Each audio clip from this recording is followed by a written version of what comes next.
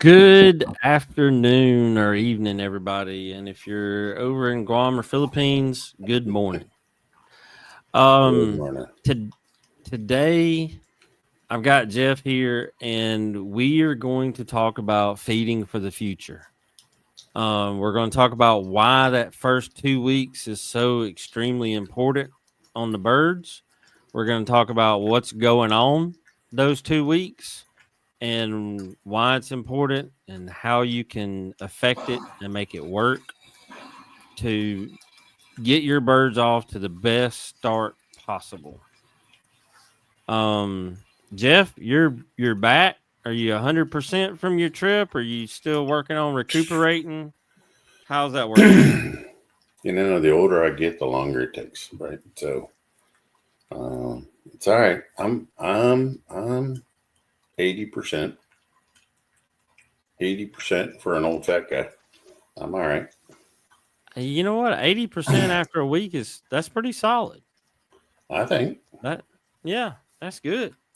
I go to bed Um, at the proper time. I get up at the proper time, and I get done what I got to get done. So, I mean that's more than a lot of us can say because there's been times that I've woke up and 12 hours later when it was time to go to bed, I look at my day and I'm like, what did I accomplish today? There was things that were happening, but I don't like I feel like I got nothing done. So mhm. today we're going to talk about the Gamefowl nutrition in the first 2 weeks of life. And guys and ladies, if any of y'all are watching and y'all have questions, feel free to post them in the chat and we will get to them as quickly as possible. Um, in scouring the internet and looking at a lot of social media posts, I see a lot of people that wonder why is the first couple of weeks so important. And, you know, like you and I know I feel like the first 2 weeks is the most important part. But Jeff, why is the first 14 days the most important period for baby chicks? Here's the bottom line, right? So when a chick hatches, Mm-hmm. its internal body functions have not fully developed. Like its respiratory system is not developed. Its circulatory system, its heart and liver and all that is not fully developed. Okay. People think just because it came out of the egg, it's ready to hit the ground running. Well, not exactly. Okay. So, like the air sacs have to form, the lungs got to finish developing, you know, circulatory system is about 80% when it hatches, but it's not 100%. Okay. So, your immune system's developing, just the eyesight's developing. Like, not everything comes out finished. Okay. So, there's a lot to do in that first 2 weeks um, to really get the course of life set for that bird. The other thing, and I didn't know this my whole life. I learned it maybe about 15 years ago. But if a chick doesn't actually fill its crop, where it eats twice in the first 48 hours, it did not properly learn how to eat, or it doesn't set its appetite correctly for the rest of its life.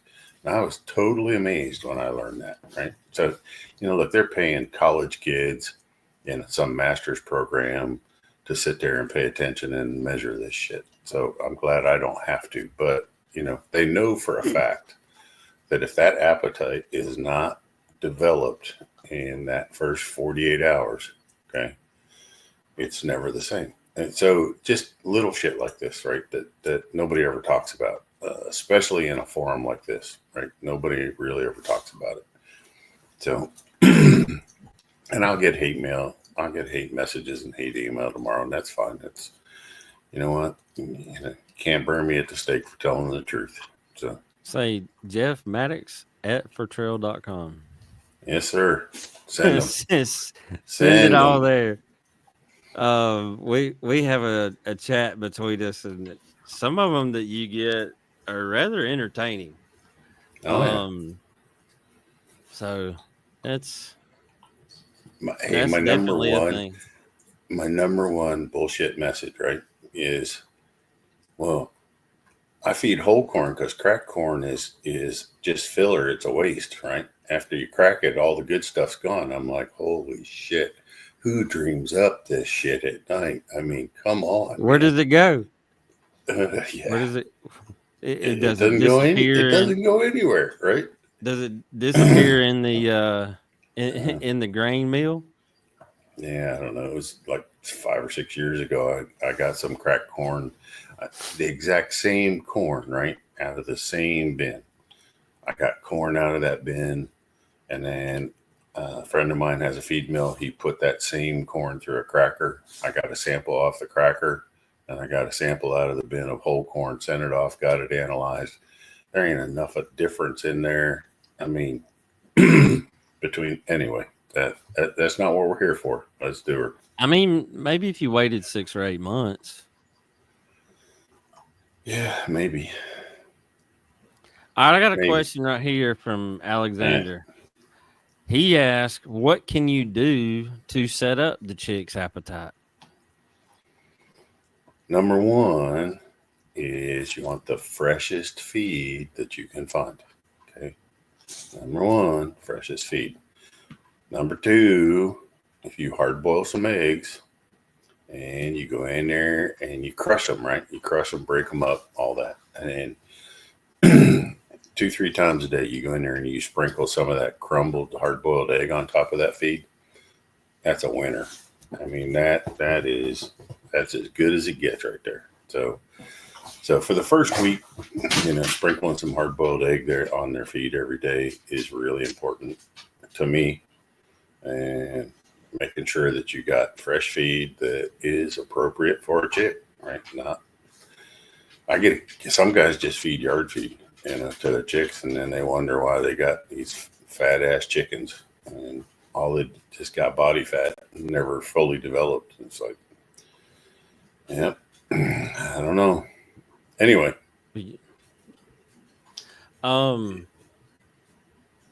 So yeah, that's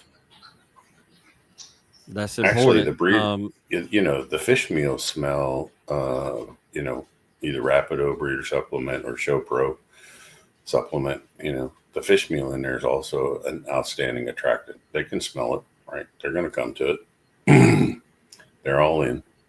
So, get a good high quality supplement and sprinkle it on top of feed. Got some guys who just put out a pile of the, Rapido or the Show Pro just by itself and just let the chicks eat it. Of course, John Anthony Marks was doing that with his chicks, right? He'd just dump a pile on the ground, let them have it. And see, like, okay, so you brought it up, and I'll say this. Okay, I'm not going to put a first $5 a time pound supplement on the ground. Okay, I was gonna say but the first time I saw that, I was like, "What the crap?"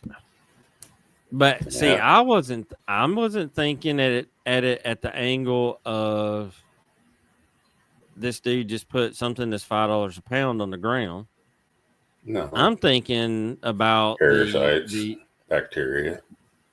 well, Yeah, I was thinking about the high levels of the supplement and how it should be diluted in your feed. I mean, 1 cup to like 13 pounds or 12.5 pounds. So I was like, these things are going to eat that straight. And chicks are stupid.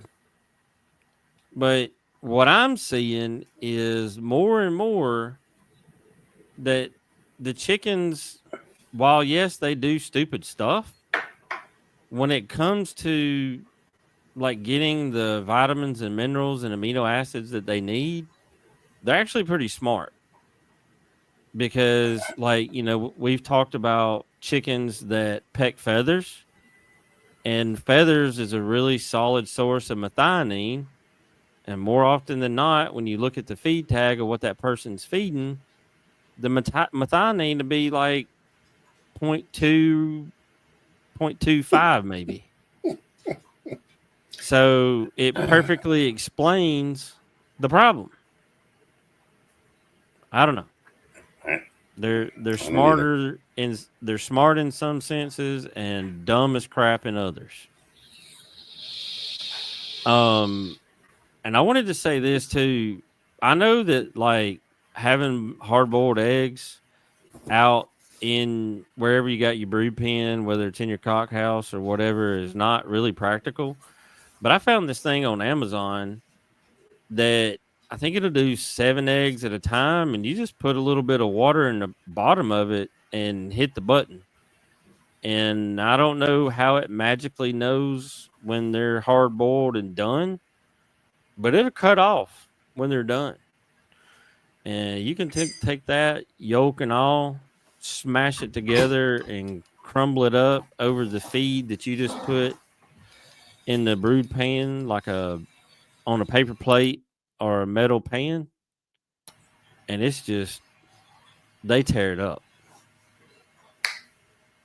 So, yeah. Here's another question: should chicks have food available every day? Not only chicks, all your grow outs. I don't start limiting feed until they hit about 6 months old, right? Until they're about 3/4 mature body weight, right? So, yeah, chicks, grow outs, all the way up to 6 or 8 months. I like to have feed out for them. I still want them to free range and let them figure it out, right? So if they need feed, they're going to come down and eat it, right? If they don't, they'll go find what they need. And free range is always going to be better than almost anything we can put in a bag. But the amount of insects that you have every day changes every day. Okay. Insects have a life cycle just like everything else, right? So you're going to get hatches. There's going to be a whole bunch of them, right? Then you're not going to have a hatch for a few weeks, and then something else hatches. So insects are not always dependable, but those crickets, grasshoppers, spiders, salamanders, whatever, are really critical and beneficial to a chick's diet when it's growing up.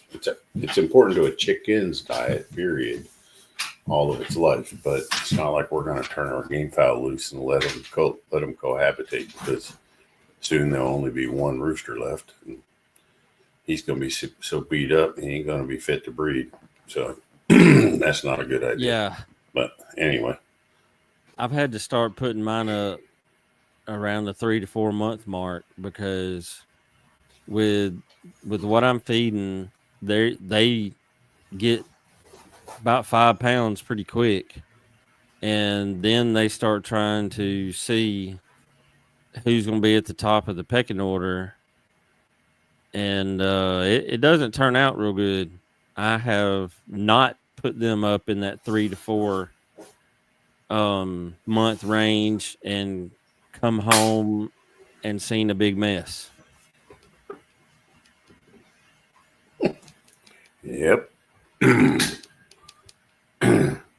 Well, early on when I was starting, to work with the Gamefowl folks, I heard about putting them up, right? And the guys were talking about letting them free range, 8, 9 months.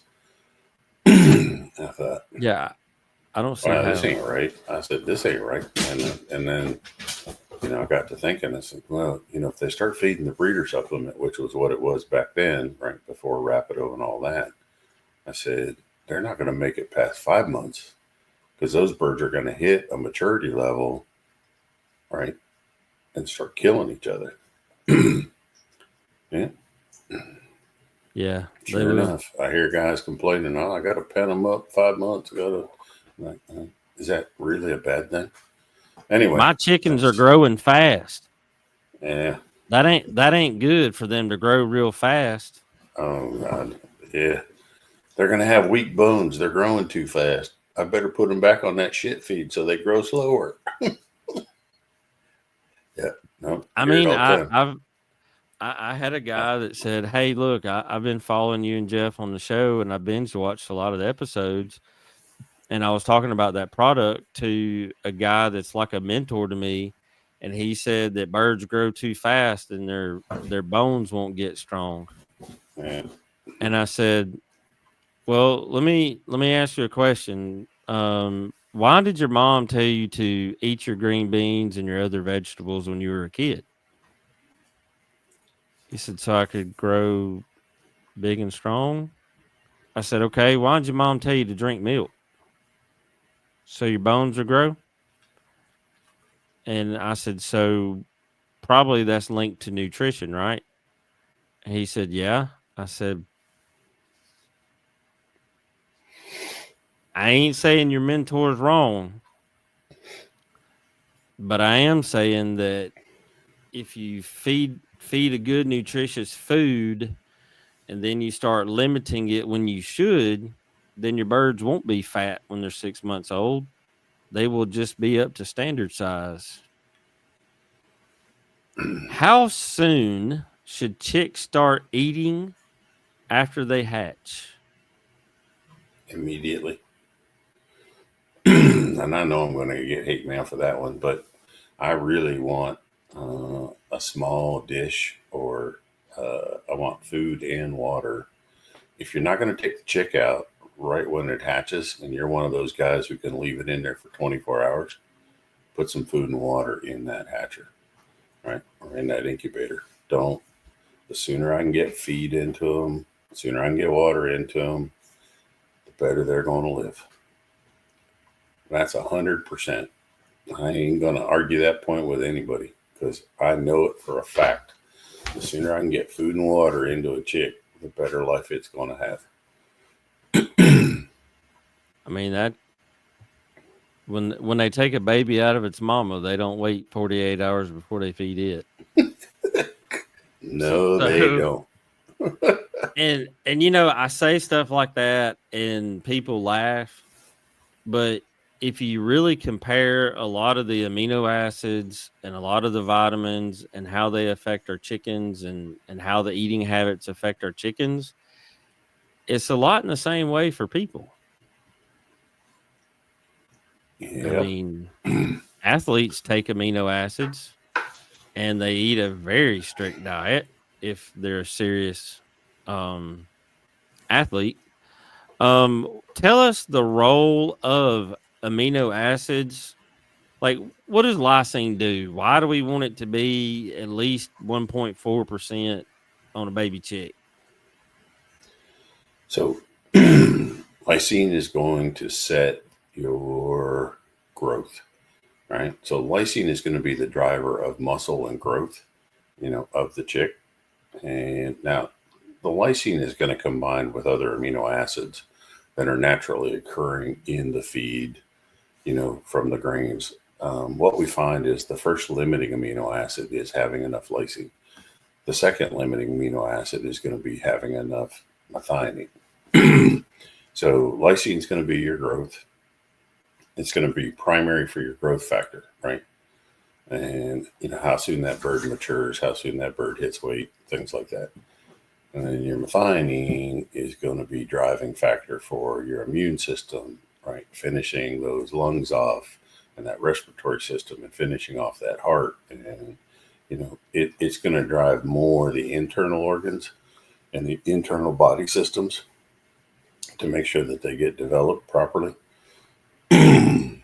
So they have different roles. Each one of the amino acids, has a different role.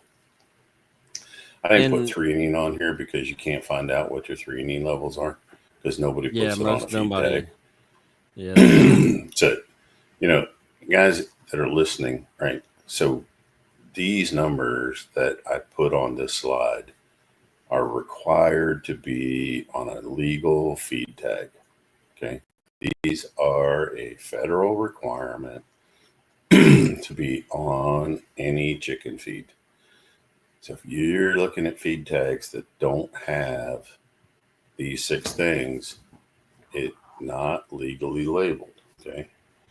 Well, if the guy making the feed ain't smart enough to know how to label it, what's the chances that he's smart enough to know how to make the feed? Anyway, moving on. I mean, These guys are like stone quiet tonight. There's no questions. dude, they Huh? are. And like Okay. sometimes I'm wondering, okay, are they tuned in, dialed in, and listening, or did they just open it up to make us feel good and watching I some don't other know. show? All right, here's another one. It's a huge, huge topic that people can't seem to understand. Should I use medicated feed? Well, all right. If you run a dirty farm, dirty ground, you got poor sanitation, they're living in a shithole, you need medicated feed. All right. If you're a good manager, you keep your birds on clean ground, clean bedding, clean fresh water, good clean feed. No, you don't need medicated feed. All they put in there is something to control coccidiosis and necrotic enteritis, right? So it's not, when it says medicated, it's not stopping fowl cholera, it's not stopping fowl pox, it's not stopping MG, it's not stopping, any of those big viruses. It has nothing to do with those, right? It doesn't get in the way of nothing except for coccidiosis and maybe a little bit of necrotic enteritis, but that's the only medication they can put in there without having a vet prescription to put it in there, and they have to have a case. They have to have amprolium. Some people also know it as cord, but amprolium is not a class A medication, so it doesn't require a vet prescription to use it. Anything higher than that actually requires a vet prescription or a vet verification to use it or add it to feed. So that's the only thing they're controlling is coccidiosis. And coccidiosis ain't a problem unless the bedding's, unless they're living in a really dirty environment. Yeah. I mean that's my probably one of my bigger pet peeves is people that I love it when people ask me what's going on because it tells me that they value the opinion. But when they send me first thing I want to see is pictures. So if you want to know what's going on with your birds, I want to see pictures of the birds, and I want to see pictures of where they live, and I want to see a feed tag from what they're eating, because that usually will tell the tale that caused a lot of problems. Yep. Now, if your chickens are dumb and stick their head out the fence and a raccoon pulls it off, I can't help you with that. I'd tell you to put some hardware cloth the first 2 feet around it. I don't know. What about probiotics? Should I give probiotics? I do like probiotics. There's really good data out there. I mean, and I've seen it firsthand. It increases feed efficiency, so the bird can get more out of what you're actually feeding it. But the most important role of probiotics is to go in there and fill the gut and the intestinal tract with beneficials, non-harmful bacteria. And when you do that, then there's these little receptor sites. There's little places along the gut wall where bad bacteria will want to lay up and lodge, right? So if there's no place for them to attach because it's full of good bacteria, then you're less likely to have things like necrotic enteritis or other bacterial gut infections, right? So it's called beneficial exclusion, right? So we're filling the gut and intestine with good stuff, so there's no room for the bad stuff to get a hold. So yeah, I'm all in on probiotics. In fact, In 1974, our company was actually one of the first, if not the first, to start feeding direct fed microbials, probiotics to livestock, right, and animals. And the rest of the feed industry pointed their finger and laughed at us like, what are you doing that for? It's just a waste of money. Da, da, da, da, da, da, da, right? Just, like a bunch of old bickering women. And now you look around and every top quality feed on the market has probiotics added to it. Okay. For every animal. I don't care what it is. But when you look at that upper level of feed, you're going to see all these lactobacilluses and pediococcuses and subtilices and bacilluses and all these other big words, right? And you're like, what the hell is that? Right? Well, those are your probiotics, right? And so every every top shelf feed, and I'm not saying because a feed has probiotics it's top shelf, but all of the better feeds on the market will have probiotics added to them. That's guaranteed. Yeah, I tell people look for words that are about 2 inches long that you can't pronounce, but some of it looks like bacillus. And if you Yep. see two or three or four of those words that you can make out the bacillus part, then you at least have a detailed feed tag, which means whoever made the ration at least knew what they were doing in that aspect. Now, whether they got their combination right or not, I don't know. I'd have to see the rest, but you know, at least that much would would do it. Uh, tell me this, since the all the folks we have. Okay, Frank pops up a question before I read this one, so I'm going to show it. Frank in Holy Pensacola, shit. Florida, is 30% too much protein? 30% is like 8%, 9% too much. Right. Now, I'll say this. I know that a lot of guys, they either think, okay, I got game chickens, so I need to put them on a game bird starter, which it's a game chicken, not a game bird. It's a chicken. So you don't need 30% protein. But if you look at that game bird starter, a lot of times those feeds have the right or close to or a lot closer than the cheap chicken feed lysine, methionine, fat and fiber levels. Um, you can start a chick off at 20 to 21% if your lysine, methionine, vitamin A, D3, E, B, fat and fiber, if all that stuff is top notch where it needs to be, you might could even get away with a 18 or 19% because in my opinion, now this may not be Jeff's, but in my opinion, on the list, if you took the different ingredients and listed them in level of importance on what it should be, I think protein's probably like number 4 or number 5. What do you think, For Jeff? sure. For sure, number three. But every look, man, the entire chicken world out there, whether it's backyarders, whether it's domestic breeders, whether it's game fowl owners, whether it's peacock people, I don't give a shit. Everybody is drunk on that protein number, right?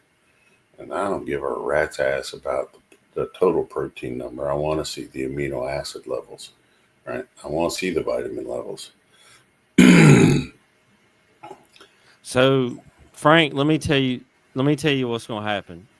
If you feed a baby chick 30% protein for more than 2 weeks, you're going to start smelling um ammonia in your brooder room wherever you got them. And if you smell the ammonia, it is over 1.5 times the toxic level for that bird. So not only are you damaging their lungs with the extra ammonia, you're burning their lungs, but you're also taxing their kidneys, their liver, and eventually their heart with the high protein. So that's going to negatively affect that bird 6 months down the road when it's a stag and you start trying to work with it. Am I wrong? No, you're right. Lung damage will occur to poultry when it reaches above 10 parts per million. The human nose is unable to detect ammonia until it reaches 25 parts per million. So by the time you smell it, we're already doing damage. We've been doing Okay. damage. So So it's 2.5 times, not 1.5 times. yeah, That's a 10 lot. parts per million, right? So the lungs and the air sacs and the respiratory and the bronchial tubes and all that stuff starts to get scarring, irritation.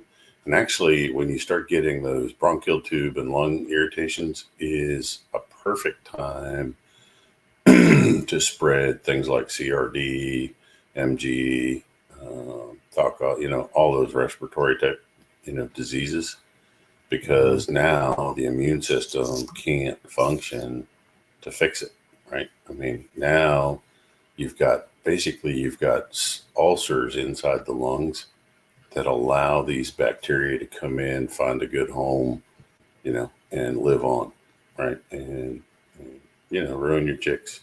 So,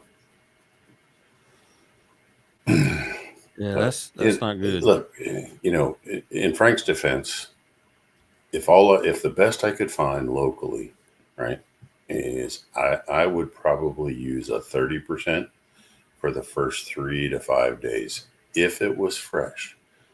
Here's the thing: I don't know where you're going to get fresh game bird starter because nobody's starting their turkeys until July or August. So a lot of that stuff could have been on the shelf for 6 months or longer, right? So I don't know how fresh it is. Frank said that that's good to know because his Filipino buddy brought some over for his birds. Uh, you can dilute it down with some cracked corn and some other stuff, but I really wouldn't want to go over 24%. And then it Mm-mm. depends on everything else on the tag. But So he Frank's said right he'd on the been, money. He'd been feeding yeah, at 23. So, yep. yeah, All that's right. good. What else you got? That's good. All right. Is grit necessary for young chicks? Yes, sir. It's important at all ages. So, as soon as they can wander around and find their own food, grit is on the list. So, I like to see it mixed in actually from day one. I don't want it free choiced at day one, right? And I just had a guy in Mm-mm. Kansas.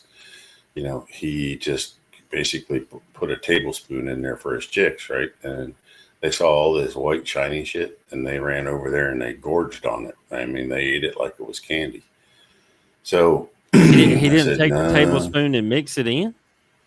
no, no, no, no. Anyway, yeah, just Gee. he just dumped a tablespoon of chick grit, right? And so anyway, I want them to have it from day one, but I want it to be mixed in the feed.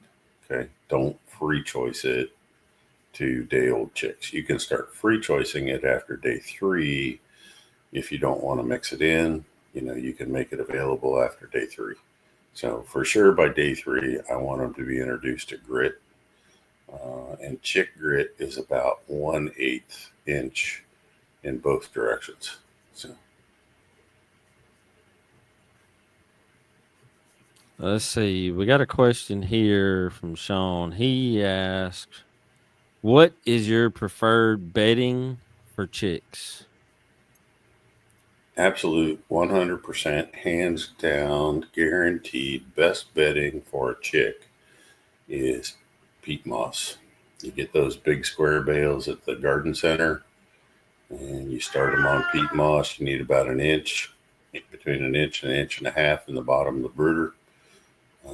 It's the most absorbent. Here's the neat thing about peat moss is it is naturally sterile. Okay, and it comes out of the environment Sterile dirt. naturally. Yep, yes, sir. It's not dirt. Peat moss is actually a living plant organism.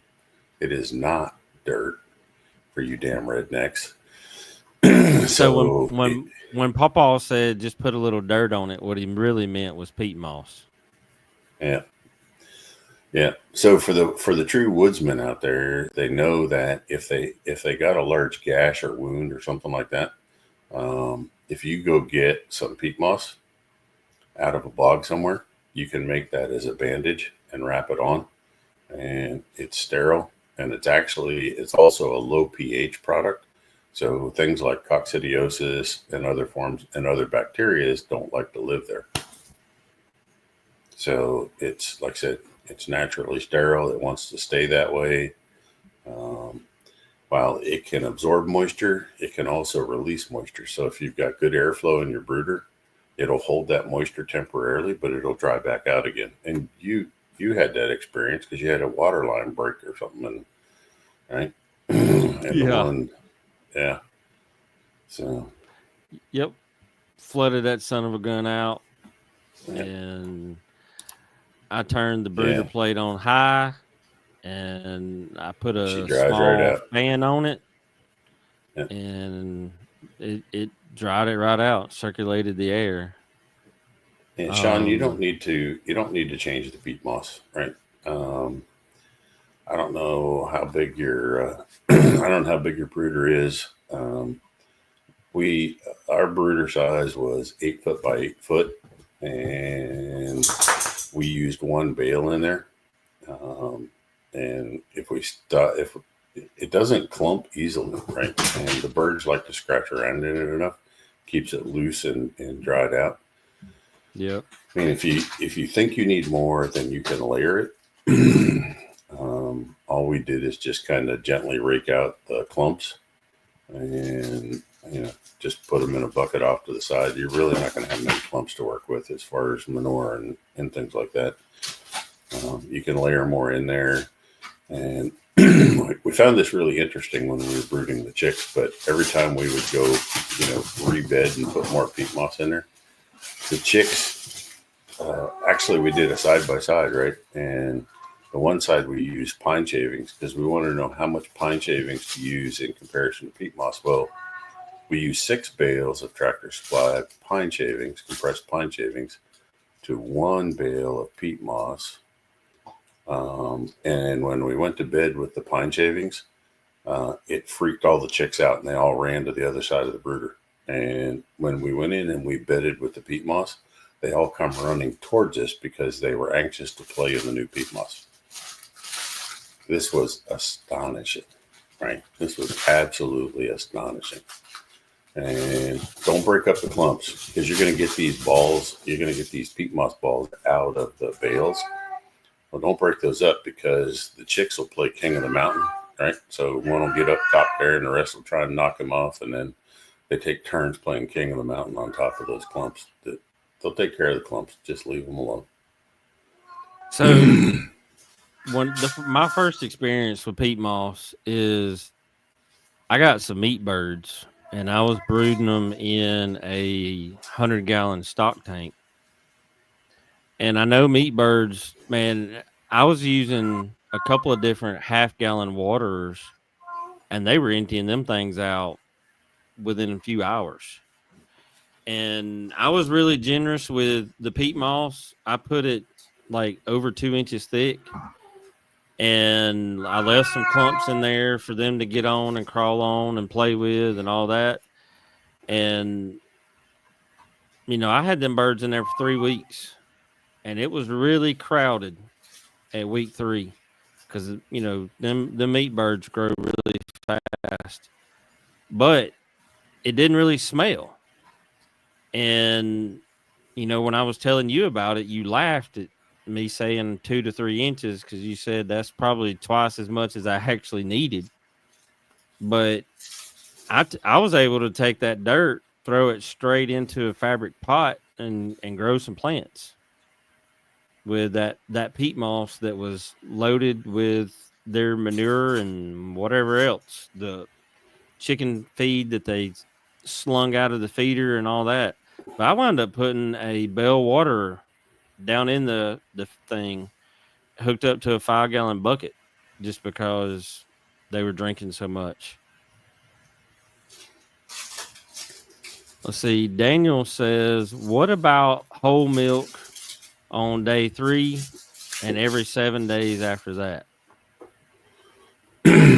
So there's a really old study from 1927, I believe. They actually did this, before the pharmaceutical companies ran our universities. But this came out of Davis, University of California in Davis. But they wrote a paper on the natural treatment of coccidiosis by using milk. And milk also has a beneficial, it'll stimulate the natural microbes, the natural probiotics, if you will, in the digestive tract and make them stronger and healthier. So, yeah, you only have to do it up to day 28. You don't have to do it after that. So it's day 3, day 7, day 14, day 21, day 28, and you should be past your coccidiosis window. And the birds are going to live good. So, one, it's an appetite and growth supporter or stimulant.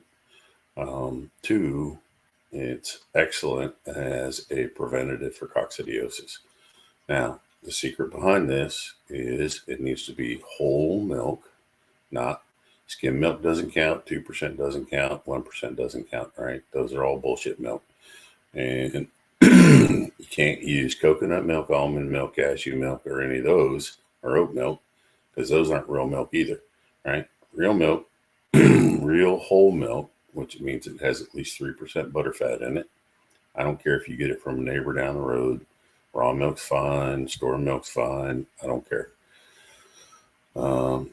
You get those cheap aluminum pie plates at the grocery store when you're there to get the milk. You fill them about half full. The shininess of those pie plates will attract the chicks over because chickens like shiny shit. If you want to, you can throw a couple marbles in there, cat's eye marbles in with the milk just on day 3, just so they gets their curiosity. Once they know what's in that pan, every time you come back to give them more milk, they'll be standing there waiting for it. Right? They know what it's all about, and just it's going to help them grow. It's going to help them be healthy. It's going to help avoid coccidiosis.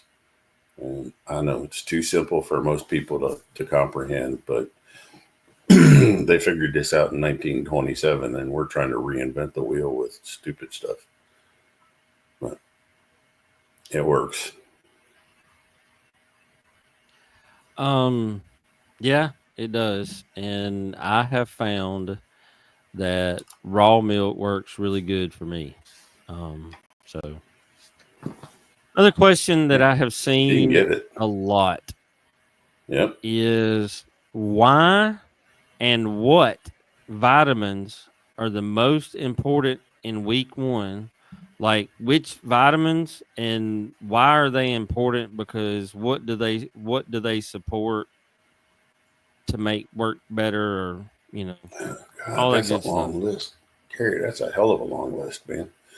Well, buddy, Um, we got I 15 mean, minutes. all right. So your vitamin A is going to be really important for. I mean, it's important for a lot of things, but it's going to finish the eye development, the optical, right? Mm-hmm. Your vitamin D, your vitamin E are going to be huge for proper development of the immune system. Um, your B vitamins are going to be really important, for finishing your nervous system, right? So you don't get curly toe and you don't get wry neck and you don't get, right? So having the right amount of B vitamins, to me, I would think that the B vitamins are probably even a little more important than the A, D, and E, because there's larger amounts of A, D, and E being transferred in the yolk.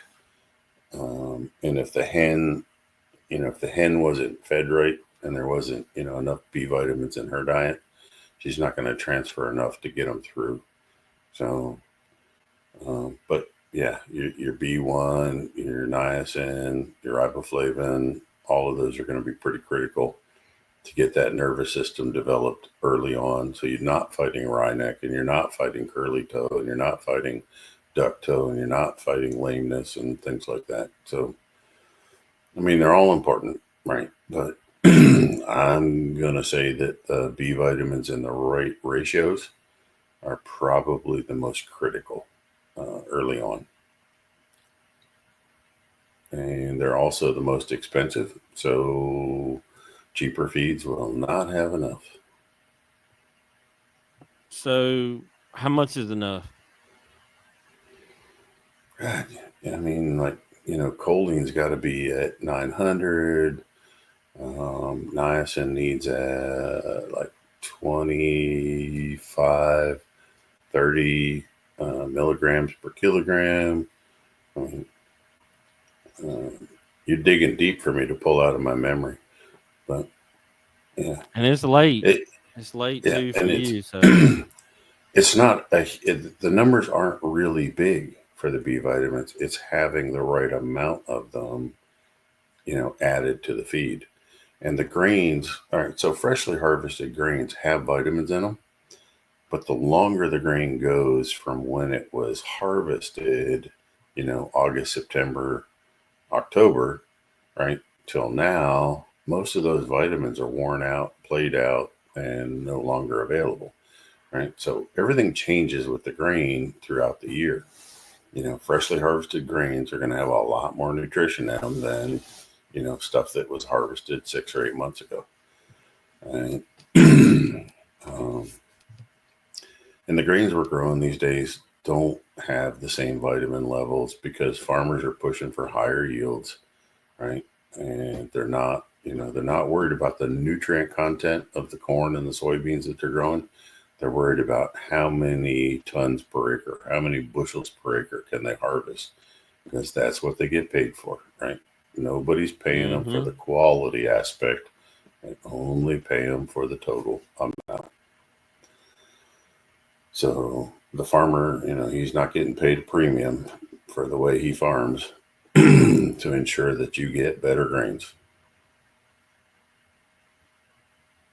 I mean, because a lot of them, they get paid by the bushel. That's it. That's the only way they're measured anymore. They don't get paid by the nutrition content. No. No. All right, let's see. What nutrient should I increase if I do day one feeding for growing or adult birds?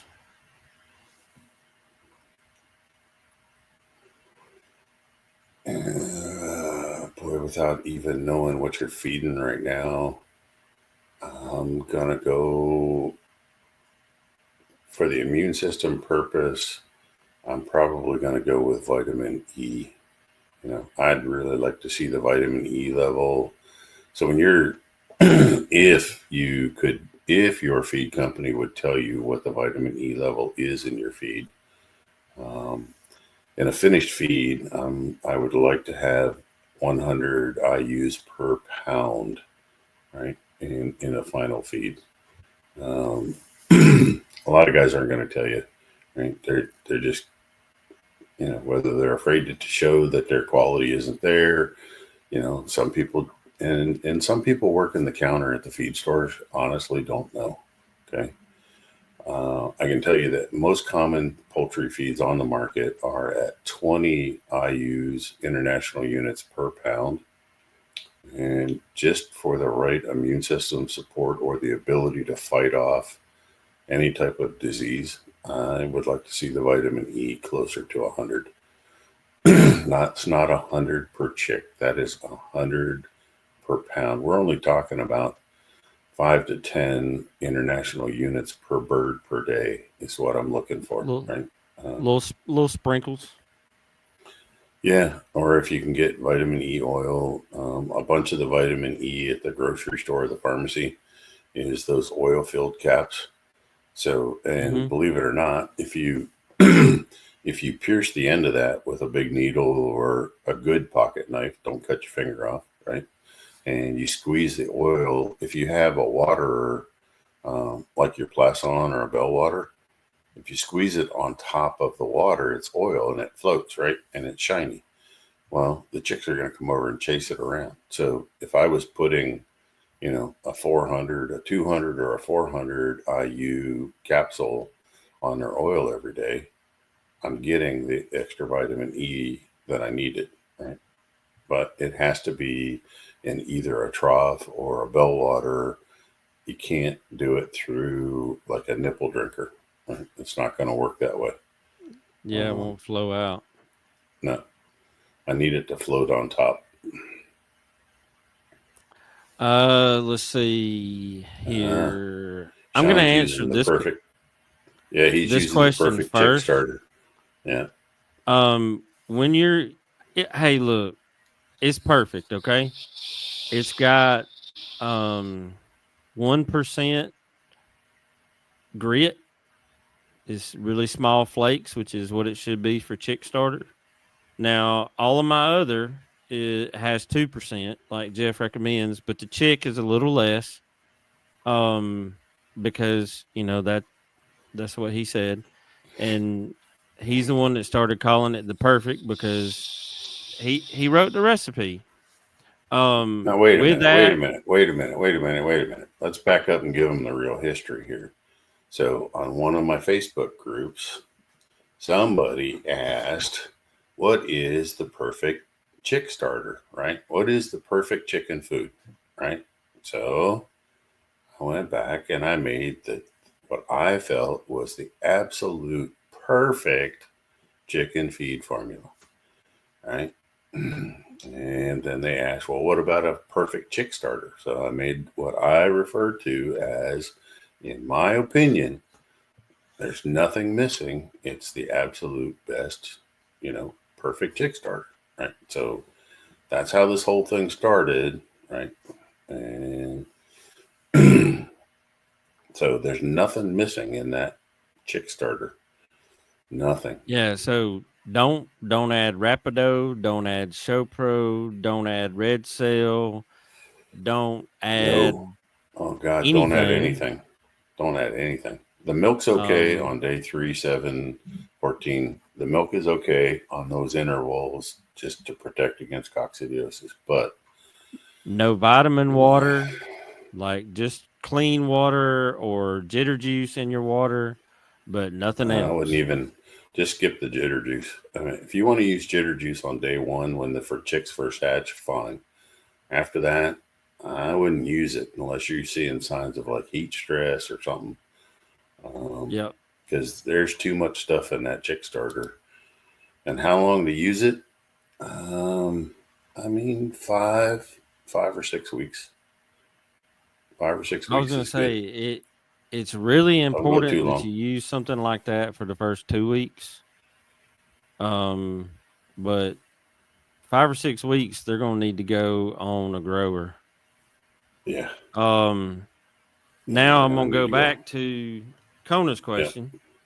Um, I have not used horse manure yet in the pens.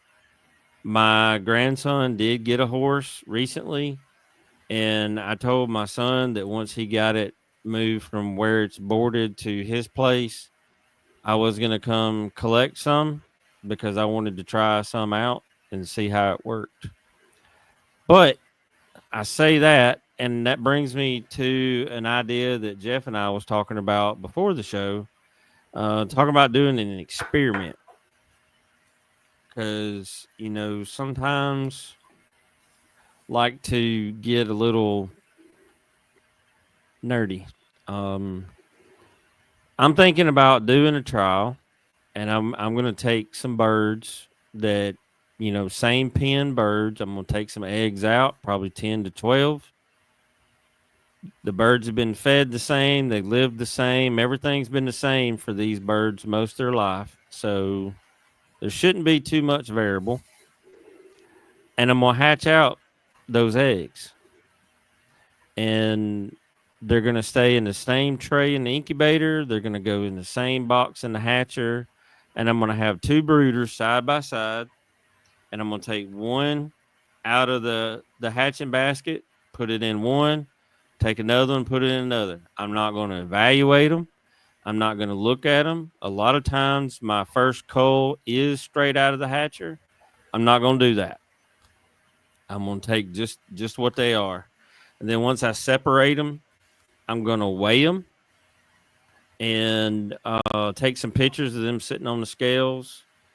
And we're going to track those birds. And what I'm going to do is I'm going to feed them the perfect feed, and the other set I'm going to feed something that I can buy at Tractor Supply. I thought at first I thought about using a feed that is available at my local feed store. But that type feed is only available in the southeast, maybe a little bit bigger of a region. So I'm gonna go to Tractor Supply and I'm gonna get, you know, normal whatever a lot of people buy and feed them.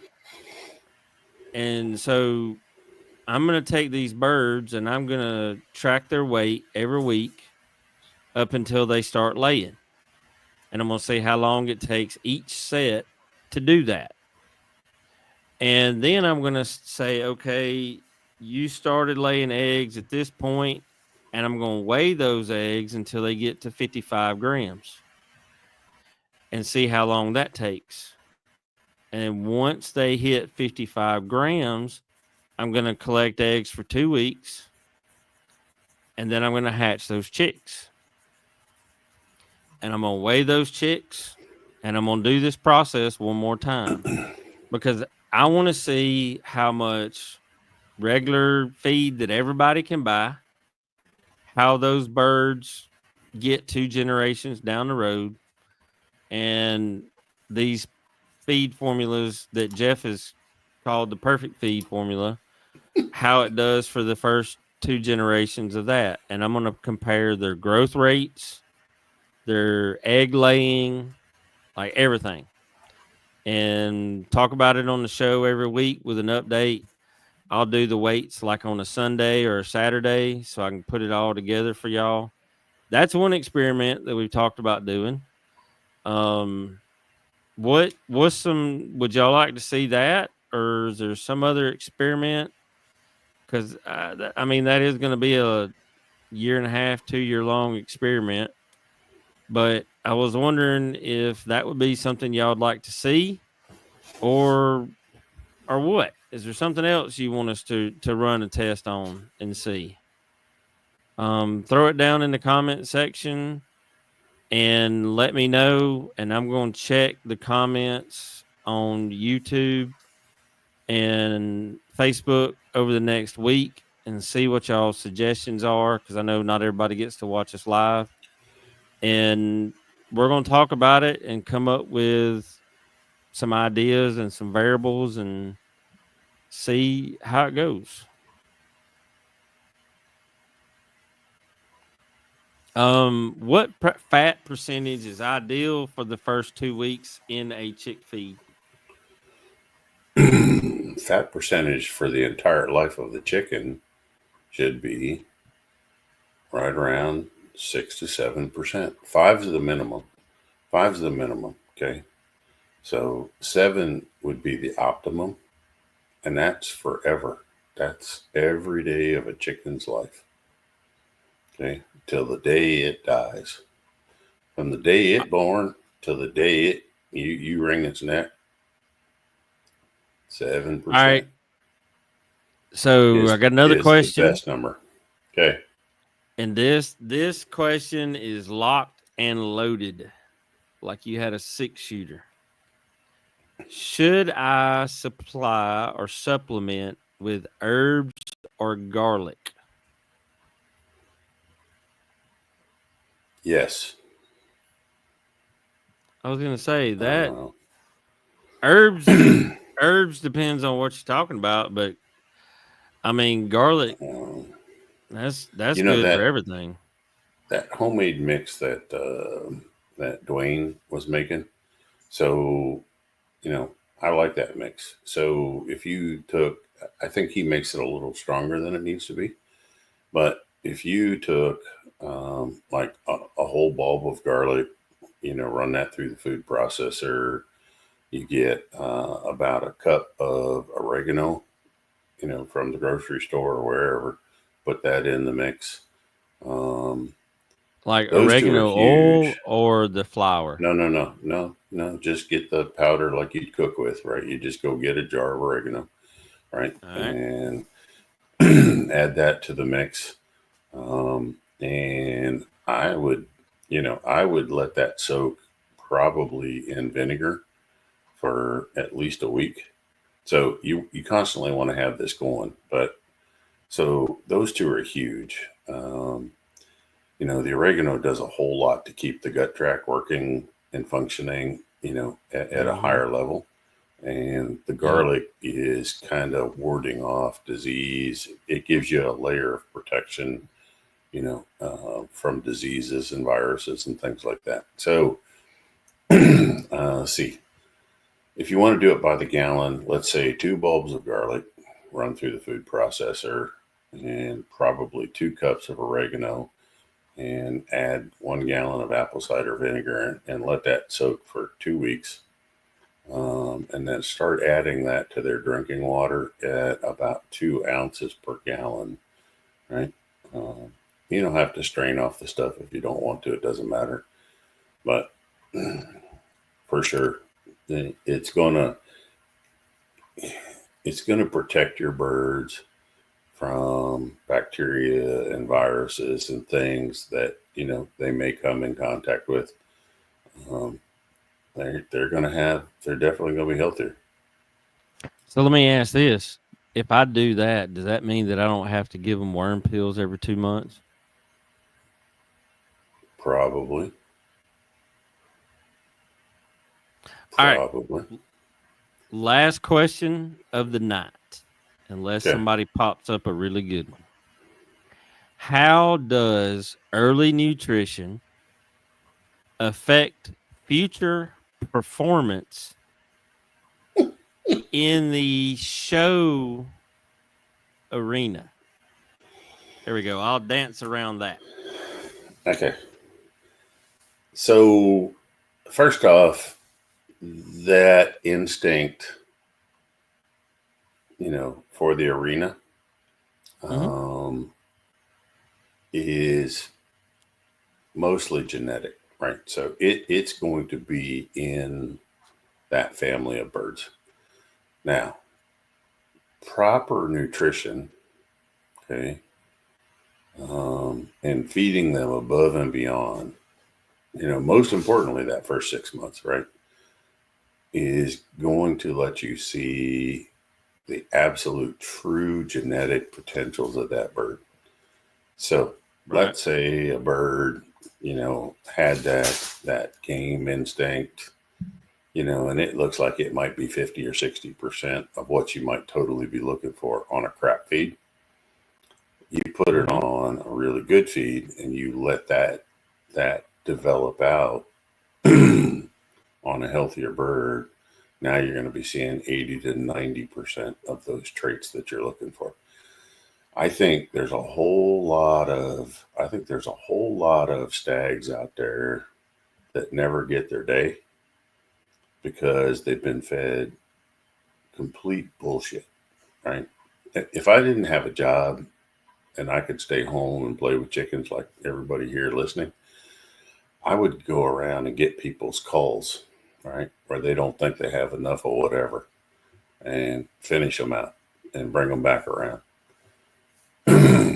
and show them Be a good what they idea. were missing. Show them what they was missing because they didn't feed them right. Because Look at me now. uh, I mean, the day Art brought you that law gray um, Hmm. in North Carolina, right? 6 months Dude, old, 5 pounds, people 5 pounds 2 ounces, and people I'm thought he surprised was somebody didn't lying. steal it. I know, Well, I that's know, because we I kept know. it right by us. Um, And everybody wanted to people he buy and it, he right? he'd show him the leg band and be like, "Nope, I can tell you this is his birthday." Yep. I'm like, So yep, it's you uh, do pretty good records. that was a Um, great that cookout, that NCGBA cookout. If anybody is thinking about going someplace, that's an excellent place to go. Get you some good barbecue, meet some great people, right? For sure, that's the place to be. But it's also for me, right, as a poultry nutrition person, right? It was hilarious watching a bunch of them dumbass cockers walk by and they look at the label on the Rapido and they're like, "Oh my God, 42%! You burned that damn rooster up." And I'm like, "God, are you just about as stupid as they come? It's a supplement, you moron. It's not a complete feed." But anyway, that I you mean, get a hey, if chuckle out of it. if you want to pay Yeah, $50 for a 10-pound bag of feed, that's fine. I know. You just can't fix stupid. I get Anyway, asked this one. I get asked this a lot. Freaking Rick in Garage, love the name. Um, what is the best way to raise my fat content if it's only 5%? And if you look at a lot of the shelf feeds, 4 to 5 is very common because fat is almost as expensive if you see as five, you're vitamin. doing good, right? I mean, you are. I usually only see 3.5. All right, so to bring that up to 7, you add 1 pound or 1 pint of a good cooking oil to every 50 pounds. So 50 pounds of feed, 1 pound of oil, right? And that'll bring you up to 7%. If you have access And to it and you're willing to do the extra work, I'll tell you that if you cook down tallow or lard, those are superior fats to seed oil fats. yep. Yeah. And like I tell people when they ask me what's the best kind of oil to use, I ask them what their purpose is.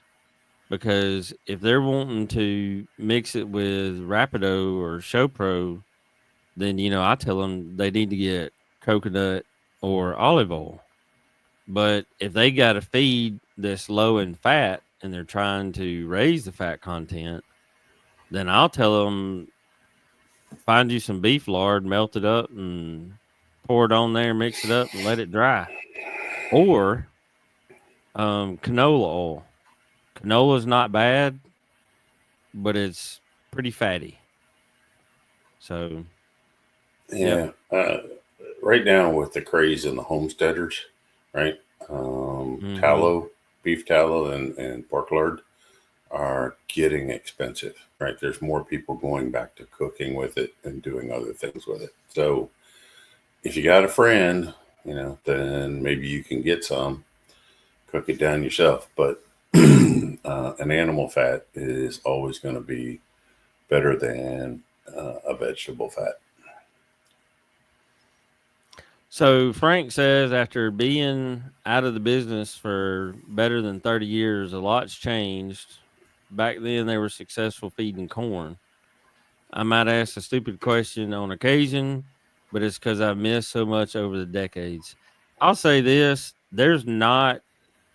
I mean, I have heard some stupid questions, but if you're trying to ask a question to learn, that's what we're here for.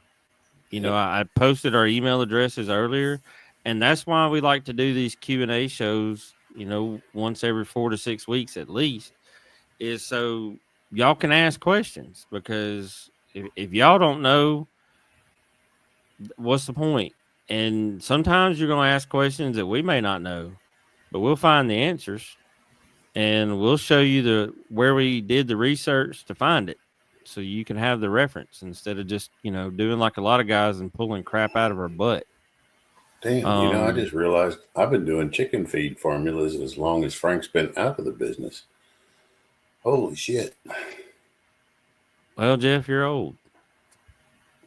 Screw you. With that, that's the last comment we have there, and that was the list of questions that I had. And we're 10 minutes over, and I do apologize for that, but I appreciate y'all for sticking around. Until next time, I will see y'all in the comments. I do want to say that next week I may or may not be on the show. I have Jeff scheduled to be on with Rip, who has become one of y'all's favorite guests, and they're going to talk about poultry defects and why it's about function, not just looks. That show is going to be next Monday night. If I have a internet connection where I can get on, I'm going to get on and join the guys. My wife and I had our 20th anniversary back in September, and life has been really busy, but we are finally taking a no kids trip and going to celebrate our 20th anniversary because apparently you don't see that anymore. Till next week, y'all have a good one. Good night, all.